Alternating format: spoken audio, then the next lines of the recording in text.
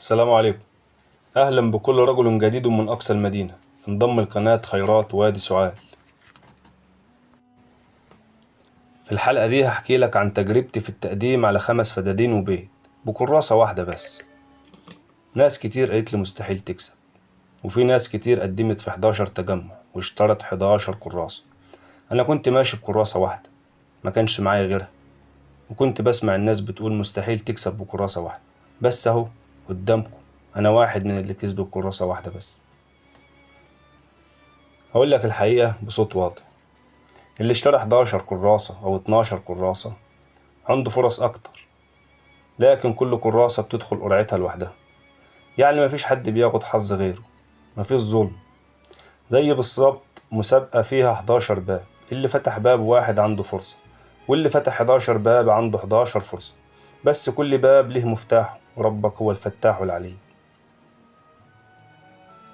أنا قدمت بكراسة واحدة وبكل صدق كنت متردد، بس مشيت في الإجراءات وظبطت الورق ورفعته في الميعاد.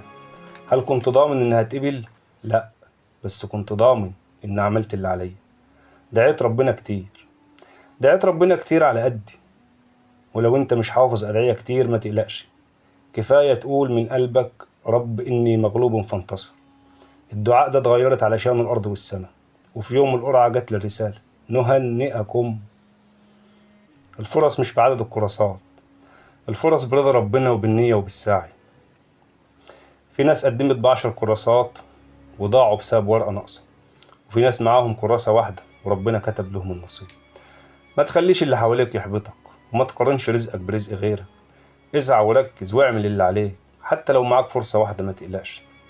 أنا واحد منكم، مش موظف ولا خبير، أنا شاب عادي دخلت التجربة وكسبت، فبحكيها عشان أطمن اللي خايف، وأقول لكل حد مقدم بكراسة واحدة: أنت مش لوحدك، ولسه عندك فرصة حقيقية.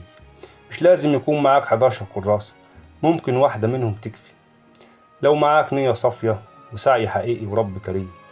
في النهاية مش هقولك شارك الفيديو، هقولك طمن الناس. رجل من أقصى المدينة. سلام عليكم.